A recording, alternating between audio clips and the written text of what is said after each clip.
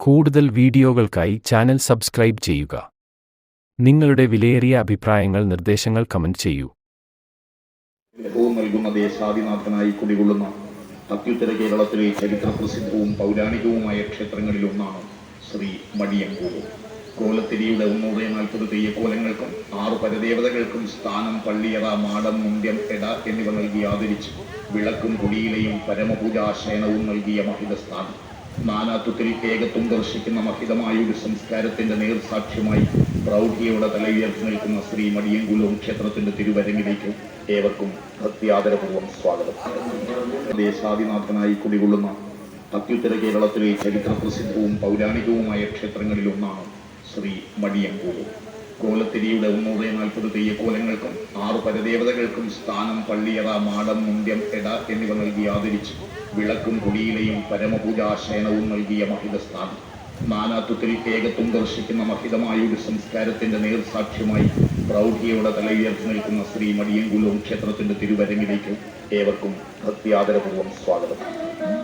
പഴയ നാട്ടുഭരണ മേധാവികളായ അള്ളട സ്വരൂപത്തിന്റെ ആസ്ഥാനമായിരുന്നു ഒരു കാലത്ത് ഈ മടിയൻകുലം. 5 നൂറ്റാണ്ടുകൾക്ക് മുമ്പ് പണി കഴിപ്പിച്ചു എന്ന് കരുതപ്പെടുന്ന ഈ കോവിലകത്ത് കാളിമയാർന്ന മഹാകാളി ശ്രീ കാളരാത്രിയമ്മയും ക്ഷേത്രപാലകൻ ഈശ്വരനുമാണ് മുഖ്യ ആരാധനാമൂർത്തികൾ. അതിപുരാതന ദ്രാവിഡ ആചാര കേന്ദ്രമായിരുന്ന കാളരാത്രിക്കാവാണ് ഇന്നത്തെ കോവിലകം. നീലേശ്വരം രാജവംശത്തിന്റെ ഉത്ഭവത്തോടുകൂടിയാണ് കാവ് കോവിലകമായതെന്നാണ് നിരീക്ഷണങ്ങളിൽ നിന്നറിയുന്നത്. കോവിലകം ആണ് വാമൊഴി വഴക്കത്തിലൂടെ കൂലവും എന്ന് പരിണമിച്ചതത്രേ. തോറ്റമ്പാട്ടിലെ ആലയം, കൂലകം, നല്ലമ്പലം, കാവുകോട്ടം, മെടം, വാതിൽമാടം, ഗോപുരം, കുത്തരങ്ങ്, വാട്ടമറ്റധിഷ്ഠാനങ്ങൾ, വീട്ടിന്നു കന്നിരാശി എന്നതിലെ കൂലകവും നാട്ടുവഴക്കത്തിലേക്ക് കടന്നു വന്നതാകാം. പുതിനൂർ കൂലോ, മഞ്ഞടുക്കം കൂലോ, കണിക്കൂലോ, വയമ്പ് കൂലോ, വേളൂർ കൂലോ, പെരട്ടൂർ കൂലോ, മുളവന്നൂർ കൂലോ തുടങ്ങിയവയെല്ലാം കോവിലകം എന്ന വാക്ക് ലോപിച്ചുണ്ടായതാണ്.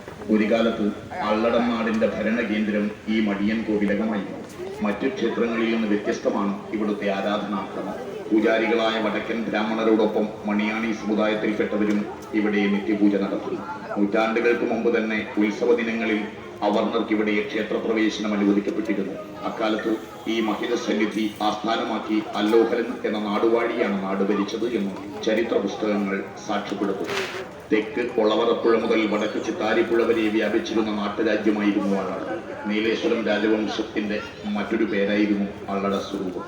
അള്ളടം എന്ന പേരിനെ കുറിച്ച് വ്യത്യസ്തമായ നിരീക്ഷണങ്ങളാണ് നിലവിലുള്ളത്. അന്വേഷണ കുതികൾക്ക് അത് കണ്ടെത്താം.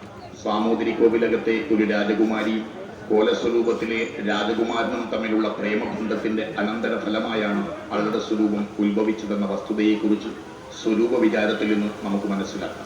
ചരിത്രവും പുരാതത്വവും ഇഴചേർന്നു നിൽക്കുന്ന ഒരു കഥ അള്ളട സ്വരൂപത്തെ സംബന്ധിച്ച് നിലനിൽക്കുന്നുണ്ട്. കഥ ഇങ്ങനെയാണ്. നൂറ്റാണ്ടുകൾക്ക് മുമ്പ് അള്ളട സ്വരൂപത്തിലെ നാടുവാഴിയായിരുന്ന അല്ലോഹലൻ തന്റെ ഇഷ്ടദേവതയായിരുന്ന കാളരാത്രി എന്ന ഉഗ്രമൂർത്തിയെ ആരാധിക്കുന്നതിനായി നിർമ്മിച്ചതായിരുന്നു ഈ കോവിലകം. അല്ലോഹലൻ ഭരിച്ച ഈ പ്രദേശത്തിന് ക്ഷേത്രപാലകന്റെ വരവോടുകൂടിയാണ് മടിയൻ എന്ന നാമകരണം വന്നു ചേർന്നത്. പൂജാതി കർമ്മങ്ങൾ കൊണ്ട് കുലദേവതയായ കാളരാത്രിയെ പ്രീതിപ്പെടുത്തിയെങ്കിലും അല്ലോഹലന്റെ ദുർഭരണത്തിൽ കാളരാത്രിയമ്മ അമർഷം പൂണ്ടു. ആ സന്ദർഭത്തിലാണ് ക്ഷേത്രപാലകൻ ഇവിടെ എത്തുന്നത്. പാലക്കാട് മുതൽ കോരപ്പുഴ വരെ സാമൂതിരിപ്പാടിന്റെ രാജ്യമായിരുന്നു. കേരളത്തിലെ മിക്ക രാജാക്കന്മാരും സാമൂതിരിയെ ഭയന്നും ശങ്കിച്ചുമായിരുന്നു കഴിഞ്ഞുകൂടിയത്. സാമൂതിരിയുടെ ആക്രമണം തടയുവാൻ കോലത്തിരി അപ്പോൾ കുഴങ്ങുന്നതുകൊണ്ട് ഒറ്റുകാരനാവുകയെ തരമുണ്ടു എന്ന് കോലത്തിരി മനസ്സിലാക്കി. കോലസ്വരൂപത്തിലെ അഥവാ ചിറക്കലെ അന്നത്തെ ഇളമുറ തമ്പുരാൻ അതിബുദ്ധിമാനും ഉപായിയും ശേഷിമാനുമായിരുന്നു. അദ്ദേഹത്തിന്റെ കഴിവുകൊണ്ട് സാമൂതിരിയുടെ ആക്രമണവും ഒരുവിധം നിലച്ചിരുന്നു. നിരീക്ഷണങ്ങളിൽ നിന്നറിയുന്നത് കോവിലകം ആണ് വാമൊഴി വഴക്കത്തിലൂടെ കൂലവും എന്ന് പരിണമിച്ചതത്രേ.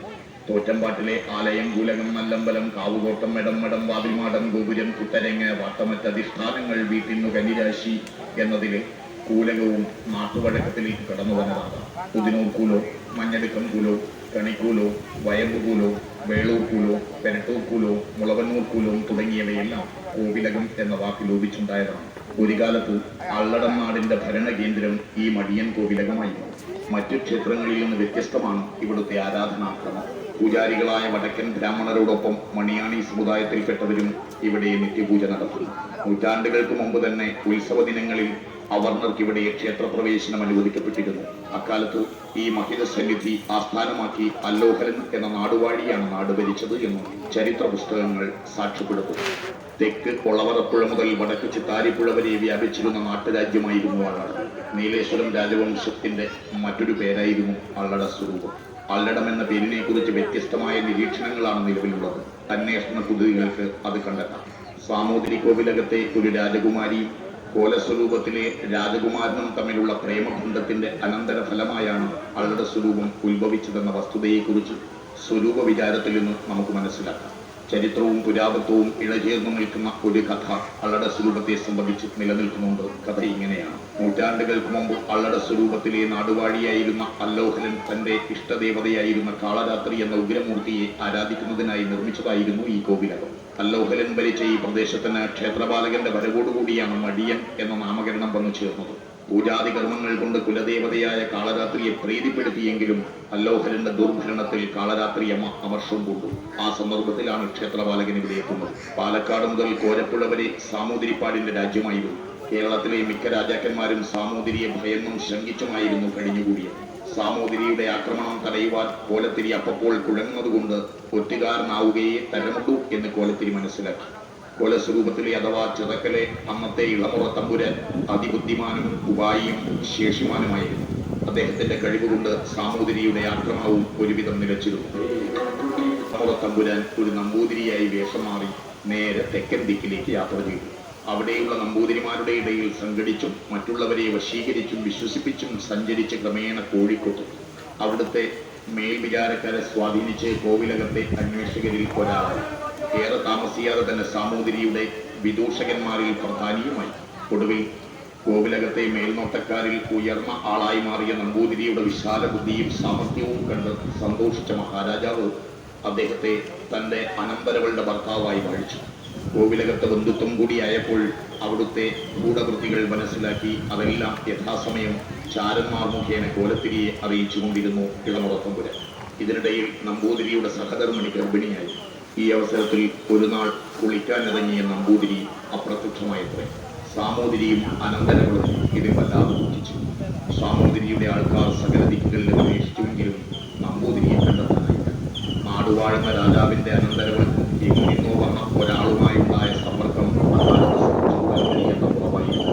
എന്ത് ചെയ്യേണ്ടോ എന്ന ആലോചനയിൽ പല പുരോഹിതന്മാരെയും വരുത്തി ചിന്തിച്ചു. അതുപ്രകാരം തമ്പുരാട്ടിക്ക് കോട്ടത്തൂണി ലഭിച്ചു. സാമൂതിരിക്ക് ഏറെ സങ്കടമുണ്ടായിരുന്നുവെങ്കിലും രാജ്യനീതിയെ സംരക്ഷിക്കേണ്ടതിനാൽ പുരോഹിതരുടെ തീർപ്പിനെ ഓടിക്കാതിരിക്കാൻ കഴിഞ്ഞില്ല.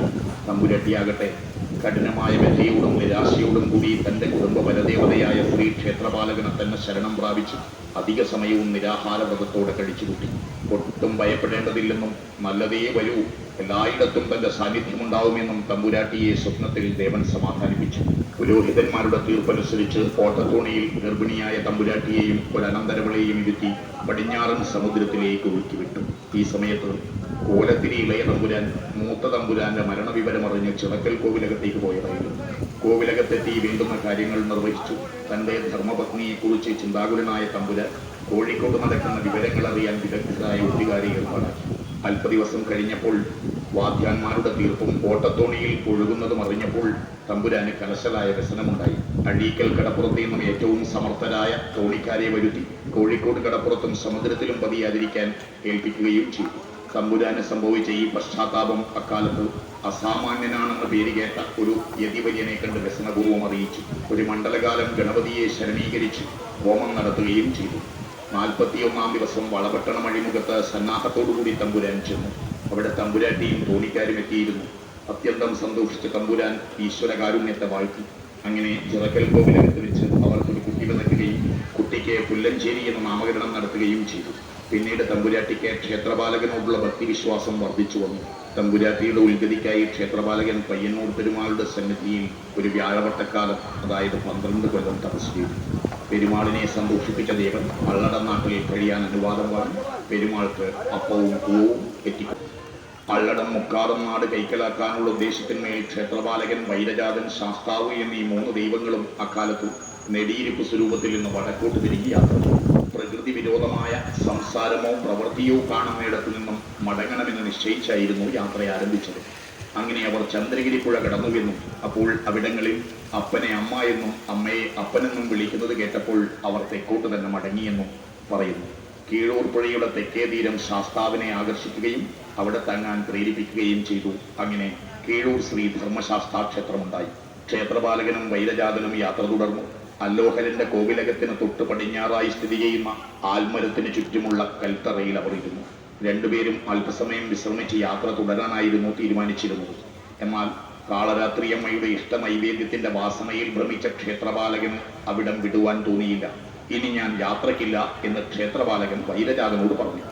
അപ്പോൾ വമ്പൻ തമ്പുരാൻ ക്ഷേത്രപാലകനെ ഹേ മടിയ എന്ന് അഭിസംബോധന ചെയ്തു അത്രേ. അന്നു മുതലാണ് മടിയൻ ക്ഷേത്രപാലകൻ എന്നും ഈ ദേശത്തിന് മടിയൻ എന്നുമുള്ള നാമങ്ങൾ വന്നു ചേർന്നത് എന്നാണ് പറഞ്ഞു വരുന്നത്. വൈരജാതൻ വീണ്ടും തെക്കോട്ട് യാത്ര ചെയ്തു. ചെറുവത്തൂർ കമ്പിക്കാത്തിടത്ത് തണ്ടകനത്ത നായരായി കുടികൊണ്ടു. മടിയൻ ക്ഷേത്രപാലകനാകട്ടെ ആൽത്തറയിൽ നിന്ന് അല്പം കിഴക്കോട്ട് മാറിയപ്പോൾ അവിടെ ഒരു അരയാൽ വൃക്ഷവും പവിത്രമായ അതിന്റെ കൽത്തറയും കണ്ടപ്പോൾ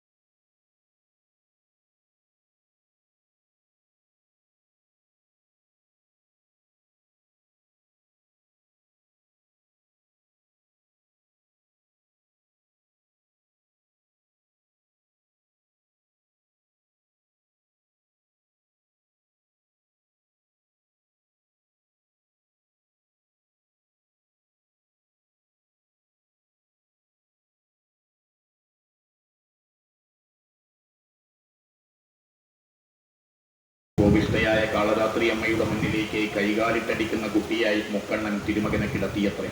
മാതൃവാത്സല്യം തുളുമ്പുന്ന മിഴികളോടെ അമ്മ മകനെ വാരിയെടുത്ത് മടിയിലിരുത്തി മുലകൊടുത്തു.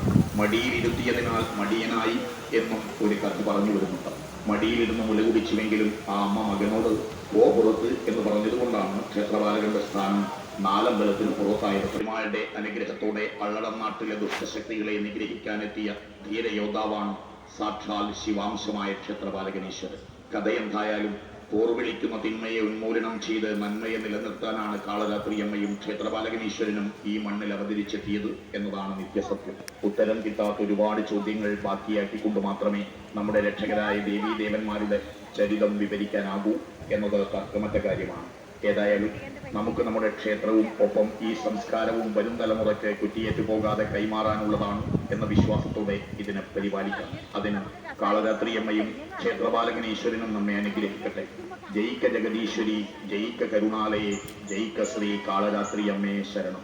ജയിക്ക തെയ്യം വാചാലുകളിൽ എണ്ണി പറയുന്ന ചിത്രകൂടങ്ങളിൽ പുകഴ്പെറ്റ മടിയൻ ചിത്രകൂടത്തിനകത്ത് രാജരാജേശ്വരിയായി എഴുന്നള്ളി നിന്ന കാളരാത്രിയമ്മയുടെ കോപതാപങ്ങൾ ശമിപ്പിക്കാൻ കുളക്കടവിൽ ചേരിക്കല്ലിൽ കൈക്കുഞ്ഞായി കരഞ്ഞുകിടന്നു മാതൃവാത്സല്യമുണർത്തി ശാന്തസ്വരൂപിണിയും സൗമ്യ സൗന്ദര്യമൂർത്തിയുമാക്കി മാറ്റി പയ്യന്നൂർ പെരുമാളുടെ പടിഞ്ഞാറേ ഗോപുരത്തിന്റെ പടിഞ്ഞാറേ കീറ്റ് മുതൽ വടക്ക് ചിത്താരിപ്പുഴ വരെ നീണ്ടു കിടക്കുന്ന അള്ളടം സ്വരൂപം മുക്കാതം നാട്ടിൽ രക്ഷകനും പാലകനുമായി വാഴുന്ന ശ്രീ ക്ഷേത്രപാലകനീശ്വരൻ കുടികൊള്ളുന്ന സന്നിധിയാണിത്. തിരുവിതാംകൂർ മഹാരാജാവ് ശ്രീ ചിത്തിരി തിരുനാൾ ബാലരാമവർമ്മ ക്ഷേത്രപ്രവേശന വിളംബരം നടത്തുന്നതിനും നൂറ്റാണ്ടുകൾക്ക് മുമ്പേ ഉത്സവകാലങ്ങളിൽ എല്ലാ ജാതി വിഭാഗങ്ങൾക്കും തൊട്ടുകൂടാത്തവനെന്നും തീണ്ടിക്കൂടാത്തവനെന്നും തരംതിരിച്ചകറ്റി നിർത്തിയിരിക്കുന്നവർക്ക് പോലും ക്ഷേത്രപ്രവേശന സ്വാതന്ത്ര്യം അനുവദിച്ച സമത്വത്തിന്റെ നിദർശനമാണ് ഈ മടിയൻകുടി.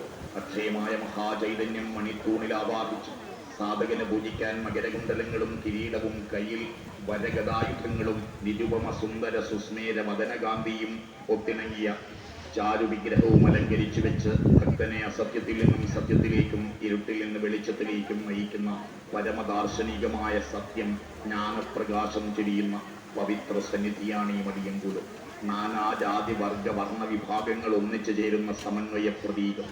ആചാരവും ഉടവാളും അകവാളും കണക്കെഴുത്തും കരിമൻപറയും ആഡമ്പും ഇടവാഴ്ചയും മൂക്കും ഇളമയും പോർവിളിയും പെരുമയും കോയ്മയും അംഗവും ചുങ്കവും അങ്ങനെ എല്ലാം നൽകേണ്ട രാജാധികാര സ്ഥാനമാണ് മടിയൻ ചിത്രപീഠം എന്ന് വിളിക്കുന്ന ഈ മടിയൻകുലം. നാട്ടുകൂട്ടം ഒത്തുചേരുന്ന മഹോത്സവങ്ങളിൽ പ്രധാന സ്ഥാനം അലങ്കരിക്കുന്നു ഇവിടുത്തെ പാട്ടുത്സവവും കലശോത്സവവും. മുക്കാതെ മള്ളടം സ്വരൂപത്തിലെ 35 കോലസ്വരൂപത്തിങ്കൽ ദൈവങ്ങളെ പരിപാലിച്ചു പോന്ന 18